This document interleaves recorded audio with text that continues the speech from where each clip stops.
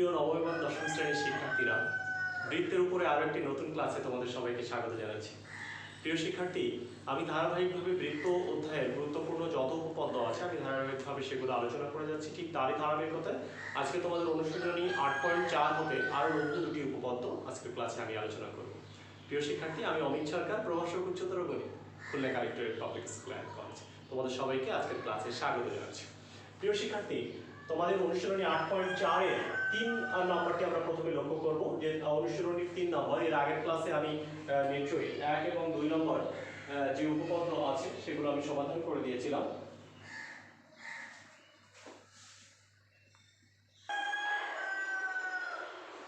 তোমরা লক্ষ্য করো, এখানে বলে দেওয়া আছে যে এবি কোন বৃত্তের ব্যাস। দেখো, আমি একটা বৃত্ত এঁকেছি যার কেন্দ্র এখানে আমরা ধরে নিলাম হচ্ছে ও। তারপরে আমরা জানি যে অবশ্যই ঠিক কেন্দ্র দিয়ে যাবে। তারপরে দেখো, এবি আমি প্রথমে একটা ব্যাস এঁকেছি। আমি প্রথমে সবচেয়ে শুরুতে এবি একটা ব্যাস আঁকছি। লক্ষ্য করো, এরপরে যেটা আছে যে বিসি ব্যাসার্ধের সমান একটি জ্যা। তুমি দেখো, এখান থেকে আমি ব্যাসার্ধটা মেপে নিয়েছি। এভাবে আমি ব্যাসার্ধটা যেটা আছে কম্পাসে সেরকম করে এদিকে একটা করে তোমরা আগে ফোঁটা দিয়ে নেবে। তার মানে এখান থেকে দেখো এই একই মাপে করে একটা জ্যা কেটে নেবো। এবার আমরা বিসি যোগ করে দিলাম। এখন গুরুত্বপূর্ণ কথাটি হচ্ছে যে বি ও সি বিন্দুতে স্পর্শক দেখো এমনভাবে আঁকতে হবে। তার আগে আমি লক্ষ্য করো, স্পর্শক এমনভাবে আঁকতে হবে যেন ওই বিন্দুতে জাস্ট একটি বিন্দুতে বৃত্তকে টাচ করে। তাহলে এ আর সি বিন্দুতে দুটি স্পর্শক, একটা হচ্ছে এবি আর একটা হচ্ছে সিবি, দুটি স্পর্শক এঁকে ফেলছি। দুটি স্পর্শক পরস্পর দেখো ডি বিন্দুতে কি করেছে, ডি বিন্দুতে সেট করেছে। এখন দেখো, এরপরে এ কমা সি যোগ করি। তাহলে এসি আমি যখন যোগ করে ফেলবো, তারপরে আমরা বলবো যে প্রমাণ করো যে এসিডি একটি সমবাহু ত্রিভুজ। তাহলে আরেকবার বলি, প্রথমে আমি বলেছিলাম যে শুরুতে যেটি আছে যে মনে করি এবি কোন ও কেন্দ্র বিশিষ্ট বৃত্তে এবি একটি ব্যাস। তারপরে আমরা বলেছি যে ব্যাসার্ধের সমান করে বিসি ব্যাসার্ধের সমান একটি জ্যা, বিসি ব্যাসার্ধের সমান একটি জ্যা। এ ও সি বিন্দুতে অঙ্কিত স্পর্শকদ্বয় পরস্পর ডি বিন্দুতে মিলিত হয়। এ কমা সি যোগ করি, প্রমাণ করতে হবে যে এসিডি একটি সমবাহু ত্রিভুজ। শুরুতে এই কথাগুলো লিখবো। এরপরে একটা অঙ্ক, সেটা হচ্ছে ও কমা সি, এটা যোগ করি। ও সিটা কি করে দিবে, যোগ করে দিবে। এখন দেখো, আমি সরাসরি তোমাদের প্রমাণ দেখাতে চাই।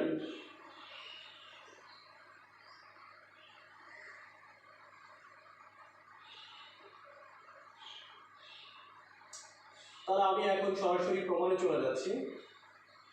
প্রিয় শিক্ষার্থী, আমি আগের ভিডিওগুলোতে বলেছি প্রমাণে চাইলে তোমরা ধাপ ব্যবহার করতে পারো।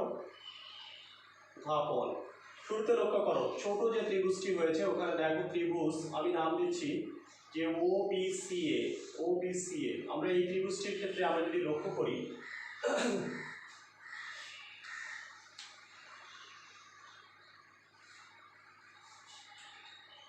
আচ্ছা লক্ষ্য করো এইখানে যেটি বলে দেয়া আছে যে ব্যাসার্ধের সমান, লক্ষ্য করো এই ব্যাসার্ধের সমান এই জ্যা।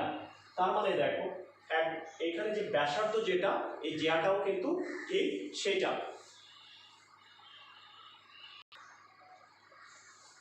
আমরা এইভাবে লিখতে পারি যে শুরুতে বললাম এখান থেকে বিও ইকুয়াল সিও, এই দুটো সমান, কারণ এরা হচ্ছে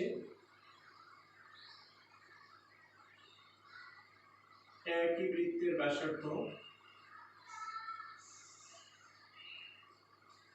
আবার লক্ষ্য করো, আমরা এখান থেকে বলতে পারি বিসি সমান সমান বিও বলতে পারো। কারণ কি, বিসি ব্যাসার্ধের সমান জ্যা। তার মানে আমরা এখান থেকে দেখতে পাচ্ছি যে তিনটা বাহুই সমান এই ত্রিভুজের। তার মানে আমরা কি বলতে পারি, BO equal CO equal BC. তাহলে তিনটা বাহু যখন সমান হয়ে গেল তখন আমরা বলছি যে ত্রিভুজ ওবিসি একটি সমবাহু ত্রিভুজ। যখন এটা সমবাহু ত্রিভুজ হয়ে গেল তার প্রত্যেকটি কোণ, অতএব আমরা এটা বলতে পারি যে ওসিবি কোণ ইকুয়াল ওবিসি কোণ ইকুয়াল কোণ বিওসি কোণ ইকুয়াল 60 ডিগ্রি, অর্থাৎ এই সবগুলো কোণ লক্ষ্য করো, আমি বলেছি যে ওসিবি কোণ, ওবিসি কোণ, আরেকটা বলেছি হচ্ছে বিওসি কোণ, সবগুলো কোণই আসলে 60 ডিগ্রি। আমাদের এখান থেকে আসলে একটা কোণই মেইনলি দরকার, সেটা হচ্ছে যে এই কোণটিকে 60 ডিগ্রি, এটি আমরা দেখাতে পারবো। এটাকে একটু বড় করে লিখি, তাহলে যদি বড় করে লিখি, যেটাই দেখো এখানে আমি লিখেছি যে ওবিসি কোণ, এই ওবিসি কোণ আমি একটু বড় করে লিখছি, তার মানে এখান থেকে বলতে পারি অতএব কোণ এবিসি ইকুয়াল 60 ডিগ্রি। তাহলে এটি আমাদের প্রথম ধাপে হয়ে গেল। এখন আমরা বলছি যে ধাপ 2। ধাপ 2তে দেখো আমরা বলছি যে এ বিন্দুতে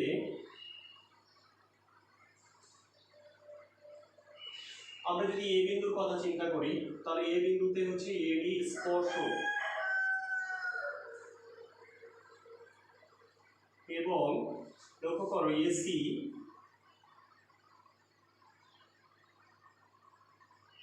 স্পর্শ বিন্দুগামী জ্যা। তাহলে ও যদি স্পর্শ বিন্দুগামী জ্যা হয়, তারপরে দেখো এখান থেকে আমরা বলতে পারি যে অতএব কোণ ডিএসি কোণ, এটার নামই একান্তর বৃত্তস্থ কোণ। দেখো এখানে একটা স্পর্শক, এটা একটা জ্যা, এইটা যে কোণটি উৎপন্ন করেছে এই কোণটি সমান, অর্থাৎ এই কোণটি সমান, এর নাম হচ্ছে একান্তর বৃত্তস্থ কোণ। তাহলে আমরা বলতে পারছি যে ডিএসি কোণ ইকুয়াল, আমরা এখান থেকে বলবো কোণ এবিসি কোণ ইকুয়াল 60 ডিগ্রি। তার মানে দেখো তোমার এখানে প্রমাণ হয়ে গেল যে ডিএসি এটা ইকুয়াল 60 ডিগ্রি। কি কারণে এটা হলো? কারণ হচ্ছে দেখো একান্তর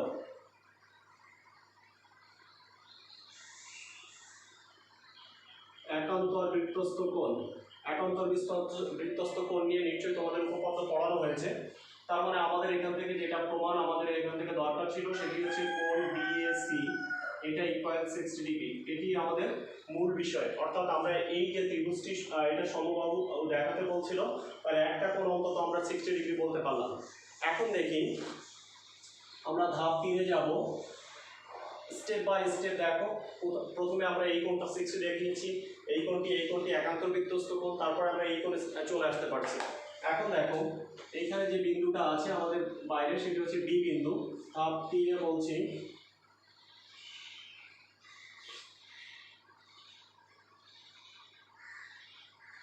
বৃত্তের বহিস্থ বি বিন্দু হতে বৃত্তের স্পর্শকদ্বয় মানে কি? দুইটা স্পর্শক, একটা হচ্ছে এডি ও আরেকটা বিসি। তার মানে আমরা নিশ্চয়ই এখান থেকে লিখতে পারবো যে এডি ইকুয়াল ডিসি। কারণ কি? এটা অবশ্যই সাইড নোট দিবে। তোমরা জানো এটা বৃত্তের বহিস্থ কোনো বিন্দু থেকে বৃত্তের উপর অঙ্কিত স্পর্শকদ্বয়ের দূরত্ব কিন্তু সমান, স্পর্শক বিন্দুর দূরত্ব কিন্তু সমান, এটি সাইড নোট দিয়ে দিবে। তাহলে দেখ তুমি এটা যখনই এটা হয়ে গেল, এখন আমরা যদি ধাপ 4 চলে যাই, ত্রিভুজ এসিডিএ। দেখো এই ত্রিভুজে আমরা কি বলতে পারছি যে এডি ইকুয়াল ডিসি, অর্থাৎ এই ত্রিভুজে এ বাহু সমান। তাহলে আমরা জানি সমান সমান কোণে ত্রিভুজের সমান সমান কোণে বাহুর বিপরীত কোণ দ্বয় সমান। তার মানে আমরা এখান থেকে কি বলতে পারি যে কোণ, দেখো ডিএসি কোণ ইকুয়াল কোণ, দেখো ডিএসি কোণ ইকুয়াল আমরা কোণ এখান থেকে বলছি যে ডিসি এ কোণ ইকুয়াল 60 ডিগ্রি। সাইড নোট দিবে, কি লিখবে? ত্রিভুজের সমান সমান বাহুর বিপরীত কোণ দ্বয় পরস্পর সমান, ত্রিভুজের সমান সমান বাহুর বিপরীত কোণ দ্বয় পরস্পর সমান। মজার বিষয় দেখো, তাহলে এই বাহুর বিপরীত কোণ হচ্ছে এইটা, আর এই বাহুর বিপরীত কোণ এইটা, এই দুটো সমান, তাহলে এই কোণ সমান হয়ে গেল। এই যেহেতু 60, তাই এই কোণটিও 60 হয়ে গেল। প্রিয় শিক্ষার্থী, তোমরা নিশ্চয়ই বুঝতে পারছো যে আমরা প্রমাণের শেষ পর্যায়ে চলে আসছি। ধীরে ধীরে স্টেপ বাই স্টেপ করতে করতে আসতে হবে। এখন আমরা যদি ধাপ 5-এ যাই, আমাদের যে ত্রিভুজটা প্রমাণ করার কথা বলেছে ত্রিভুজ এসিডিএ, দেখো তিনটা কোণের সমষ্টি। আমরা প্রথমে বলতে পারছি যে ডিএসি কোণ প্লাস হচ্ছে ডিসি এ কোণ প্লাস কোণ এডিসি কোণ ইকুয়াল ত্রিভুজের তিন কোণের সমষ্টি 180 ডিগ্রি। সাইড নোট নিতে হবে, ত্রিভুজের তিন কোণের সমষ্টি 180 ডিগ্রি। তাহলে দেখো এখান থেকে ডিএসি কোণ মানে কত 60 ডিগ্রি, ডিসিএ কোণ কত 60 ডিগ্রি, প্লাস কোণ হচ্ছে এডিসি কোণ ইকুয়াল। এরপরে দেখো অবশ্যই তুমি এখান থেকে প্রমাণ করতে পারলে যে এডিসি ইকুয়াল এটাও 60 ডিগ্রি। ওকে, ধাপ 6, খুবই ছোট ছোট ধাপ, যে ত্রিভুজ এসিডিএ এই ত্রিভুজের প্রত্যেকটা কোণ মানে কি লক্ষ্য করো, ডিএসি ইকুয়াল কোণ ডিসিএ ইকুয়াল কোণ এডিসি সবগুলো কিন্তু 60 ডিগ্রি। তার মানে নিচে লিখে দেওয়া যায় যে অতএব এসিডি একটি সমবাহু ত্রিভুজ। অনেক সময় এখানে অনেকেই সাইড নোট দেয়, দিলেও হয় না দিলেও হয়। সাইড নোট যদি লেখো তাহলে লিখতে হবে যে একটি ত্রিভুজের যদি সবগুলো কোণ এভাবে লিখে দেওয়া যায়, বা এর উপরে তোমরা আরেকটা লাইন ঢুকাতে পারো যে অতএব, তার মানে এখান থেকে আমরা বলতে পারি যে এডি ইকুয়াল সিডি ইকুয়াল এসি, এই কথাটিও লেখা যায়। কারণ এইখানে তখন সাইড নোটটা দিও যে এর উপরের লাইনে, অর্থাৎ এই লাইনে কিন্তু তোমরা সাইড নোটটা দিতে পারো। এইখানে সাইড নোটটা দিবে যে একটি ত্রিভুজের প্রত্যেকটি কোণ যদি সমান হয় তাহলে অবশ্যই যে ত্রিভুজটি কী হবে, সমবাহু হবে। তার মানে দেখো এখানে এরপরে তোমরা এই লাইনটাই লিখো যে অতএব এডি ইকুয়াল সিডি ইকুয়াল এসি, সবগুলো বাহু সমান হয়ে গেল। কারণ কি একটা ত্রিভুজের প্রত্যেকটা কোণই যদি সমান হয়ে যায় তাহলে ত্রিভুজটি অন্য কোনো কোণ হতে পারে না। ত্রিভুজটি অবশ্যই সবগুলো কোণ যখন সমান হয়ে যাচ্ছে তখন ত্রিভুজটি মাস্ট বি সেটি সমবাহু হবে। প্রিয় শিক্ষার্থী, আশা করি উপপাদ্যটি একটু বড় হলেও একেবারেই সহজ আমি এটা বলতে পারি। এখন তোমাদের অনুশীলনী 6 নম্বর আরও একটু সহজ উপপাদ্য আমি পড়াবো। প্রিয় শিক্ষার্থী, আমি এখন যে উপপাদ্যটি আলোচনা করবো তোমাদের অনুশীলনী 6 নম্বর। লক্ষ্য করো এখানে যেটা দেওয়া আছে যে ও কেন্দ্র বিশিষ্ট বৃত্ত। আমি প্রথমে একটা বৃত্ত রেখেছি যার কেন্দ্র নিয়েছি হচ্ছে ও। দেখো পি এ এবং পিবি দুটি স্পর্শক, তারা দেখো পি কিন্তু পি কথাটি কমন আছে, তার মানে বোঝাই যাচ্ছে পি হচ্ছে সে বহিস্থ একটা বিন্দু হবে। তাহলে একটা স্পর্শকের নাম পি এ আর একটা স্পর্শক পিবি। তোমরা অনেক সময় স্পর্শক আঁকার সময় যে কাজটি করো তোমরা এইভাবে এখানে যোগ করে রাখো, এটা কি স্পর্শক হবে? স্পর্শক কেবলমাত্র বৃত্তকে একটি বিন্দুতে স্পর্শ করবে। তুমি এখানে যোগ করলে, এটাকে বর্ধিত করলে তো বৃত্তকে সে ছেদ করে যাবে, তাহলে এটা কখনো স্পর্শক হবে না। অর্থাৎ স্পর্শক তুমি যখন আঁকবে এই যে বহিস্থ বিন্দু থেকে ঠিক এমনভাবে এখানে যোগ করবে যেন সে বৃত্তকে কেবলমাত্র একটি বিন্দুতে কাজ করে। এটা কিন্তু বিশেষভাবে খেয়াল করবে সবাই। তার মানে দেখো আমি এখান থেকে পি এ থেকে বিন্দু থেকে পি এ আর একটা পিবি দুটি স্পর্শক রেখেছি। স্পর্শক তার বৃত্তকে যথাক্রমে এ ও বি বিন্দুতে। কেউ বলতে পারে স্যার আমি এ বিন্দুটা নিচে নেবো, বি বিন্দুটা উপরে নেবো। না, কোনো অসুবিধা নেই, এ বিন্দু বি বিন্দু যে কোনো জায়গায় নিতে পারবো। ওকে, এখানে এ নিলে হবে, এখানে বি নিলে হবে, এ ও বি বিন্দুতে স্পর্শ করে। এখন দেখো প্রমাণ করতে হবে যে, তাহলে এখন তুমি চাইলে লিখতে পারো এ কমা ও, এর সঙ্গে ও আর বি ওর সঙ্গে ও, এই দুটো যে আমরা যোগ করি, আবার ও পি ও যোগ করে দাও। তারপরে লিখতে হবে যে প্রমাণ করতে হবে যে কোণ এপি কি করেছে, এপি কি করেছে, কোণ এ পি বি কোণকে সমদ্বিখণ্ডিত করেছে এটি।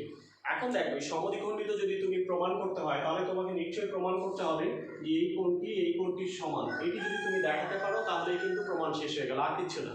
এখন এই দুটো কোণকে আসলে সমান কখন বলা যায়, যদি সেই দুটো ত্রিভুজ সর্বসম হয়।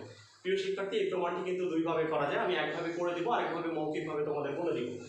তাহলে আমি নিশ্চয়ই এইখানে যে কথাটি আছে সেই কথাগুলো উপরে লিখবো, শুধু মাঝখানে এগুলো যোগ করার কথাটা একটু বলে দিও যে এ ও বি ও আর ও বি এগুলো যোগ করি, তারপরে লিখবো যে প্রমাণ করতে হবে যে, অর্থাৎ এই প্রমাণ করতে হবে যে আগে এই জায়গায় এসে এ ও বি ও আর একটা ও বি এগুলো যোগ করে দিও, যোগ করে তারপরে প্রমাণ করতে হবে। ওকে, এখন দেখো আমি যদি প্রমাণে যাই, এখানে দুটো ত্রিভুজ আছে। আমি বলেছিলাম প্রমাণ দুইভাবে করা যাবে। একটা হচ্ছে এ ও পি ও ত্রিভুজ ডিওপিএ। এই দুটো ত্রিভুজের মধ্যে আমরা কি কি সমান দেখি। প্রথমে আমরা বলতে পারি যে এও ইকুয়াল ডিও। এটা কেন সমান? দেখো একই বৃত্তে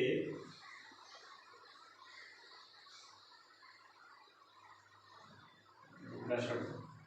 আবার দেখো যে একটা হচ্ছে ওপি ইকুয়াল ওপি, এটিকে আমরা বলতে পারি সাধারণ লম্ব। সাধারণ লাভ। আবার দেখো আরেকটা আমরা বলছি যে এপি ইকুয়াল বিপি, এইটা বলা যাবে কি না লক্ষ্য করো, এটা সমান। কারণটা হচ্ছে বৃত্তের বহিস্থ কোনো বিন্দু থেকে অঙ্কিত স্পর্শক দ্বয় পরস্পর সমান, তাই না? তাহলে আমরা বলতে পারি বৃত্তের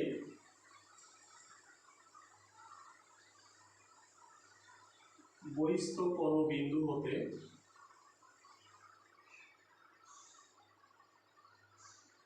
অঙ্কিত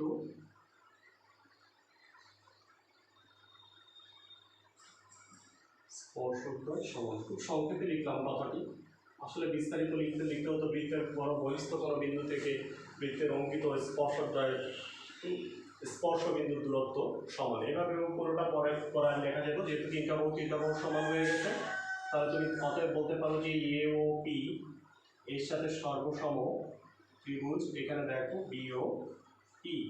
তাহলে যখন এই দুটো ত্রিভুজ সর্বসম হয়ে গেল, অতএব কোণ লিখতে পারো যে এ পি ও কোণ ইকুয়াল কোণ বিপিও কোণ। তার মানে এখান থেকে লিখতে পারো অতএব পি কিউ, কি করেছে পি কিউ কোণ এ পি বি কে সমদ্বিখণ্ডিত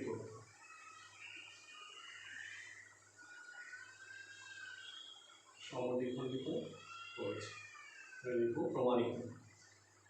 প্রিয় শিক্ষার্থী, এটি একটা পদ্ধতি। আরেকটা পদ্ধতি আমি তোমাদের বলেছিলাম, মৌখিকভাবে বলে দিব।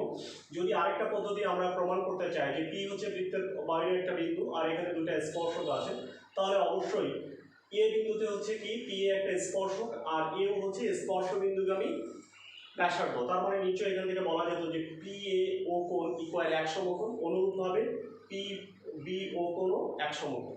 এটি আমরা কিন্তু পড়েছি যে একটা স্পর্শক আর একটা স্পর্শ বিন্দুগামী ব্যাসার্ধ একটা লম্ব, তাহলে এটা যদি সমকোণ এটা যদি সমকোণ তুমি প্রমাণ করতে পারবে, তাহলে এই দুটো সমকোণী ত্রিভুজ। তাহলে সমকোণী ত্রিভুজের ক্ষেত্রে কিভাবে সর্বসম দেখাতে হয়, যে কোনো এক বাহু আর অতিভুজ, তাহলে অতিভুজ ও পি ইকুয়াল অতিভুজ ও পি, এটা সাধারণ বাহু, আর যে কোনো এক বাহু ও এ ইকুয়াল ও এ, এটা কি একই বৃত্তের ব্যাসার্ধ, একেবারেভাবে সর্বসম দেখানো যেত।